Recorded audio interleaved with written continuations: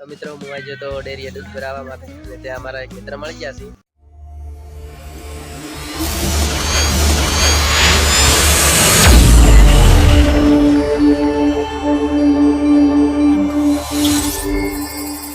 Hello guys, સ્વાગત છે આજના અમારા બ્લોગમાં.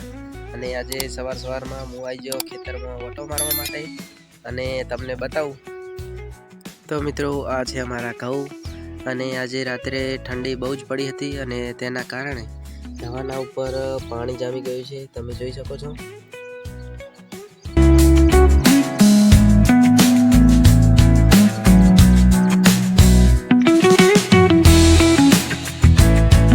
અને મિત્રો ઘઉં જોઈને પછી હું આવી ગયો તમાકુ જોવા માટે અને તમને બતાવું.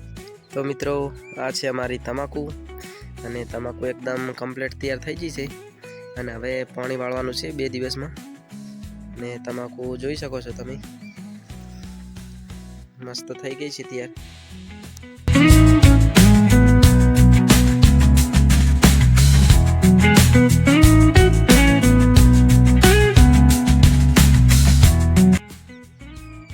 તો મિત્રો ખેતરમાં ઓટો મારીને હવે હું જવરો છું ઘરે, તો મળીએ આપણે થોડી વાર પછી.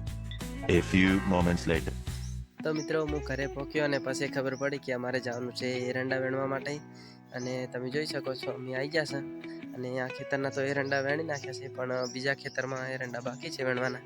તો અમે જઈ રહ્યા છે ત્યાં, તો ચાલો તમને બતાવું. મિત્રો અમે આવી ગયા છે ખેતરમાં ને તમે જોઈ શકો છો આ બધા અમારે એરંડા હજી વેણવાના બાકી છે. આ મકા પણ બાકી છે હજી બધા એડા. અને આ બનાવ્યું છે અમે એરંડા નાખવા માટે તૈયાર કરીને મૂક્યું છે ખાડું. તો મિત્રો હવે હું જોરો છું એરંડા વેણવા અને મળીએ આપણે એરંડા વેણ્યા પછી. A few moments later. તો મિત્રો અમે આ બધા એરંડા આખા વેણી નાખ્યા છે અને તમને બતાવું. તમે જોઈ શકો છો આ અમે એરંડા આખા વેણી નાખ્યા છે એક જ દિવસમાં અને 12:30 થયા છે. હવે હું જવરો છું ઘરે જમવા માટે, મળીએ આપણે થોડી વાર પછી. તો મિત્રો પછી અમે આવી ગયા પૂળા ભરવા માટે. તમે જોઈ શકો છો કામકાજ ચાલુ છે અને અહીંયા રાશા હતા એટલે અમે આવી જશે પૂળા લેવા માટે. તો મળીએ આપણે થોડી વાર પછી.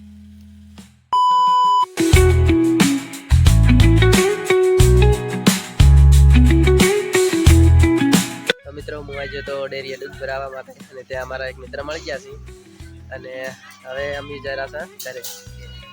તો મિત્રો હવે હું જઈ રહ્યો છું ઘરે અને અમારો વિડીયો સારો લાગ્યો હોય તો વિડીયોને લાઈક કરી દેજો. ચેનલ પર નવા હો તો ચેનલને સબસ્ક્રાઈબ કરી દેજો.